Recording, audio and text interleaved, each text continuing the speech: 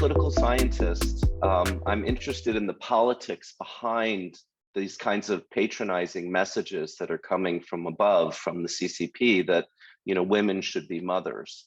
And obviously, from a practical perspective, you have the beginning of population decline and a very serious issue that the government needs to resolve, and it needs to encourage people to have more children.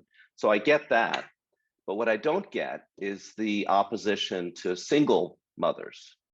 Why is it that the current government in China is putting so many barriers to single mothers from being moms? There are all kinds of legal hurdles, practical hurdles for single moms. So to me, it's probably a political issue. It has to do with the whole idea of a kind of patriarchal metaphor for government, that, you know, the government and Xi Jinping is the baba, the father, and the country is the 母国. And somehow patriarchy is embedded in the very legitimating strategy that Xi Jinping seems to be pursuing.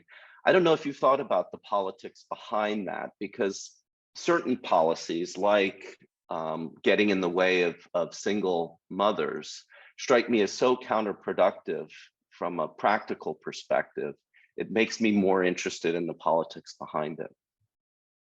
I think that's a great point, Peter. And in some of my previous work, when I try to categorize what I call patriarchal capitalism with Chinese characteristics, I actually also tend to identify this feudalistic sort of residual in a lot of these policies related to family and gender.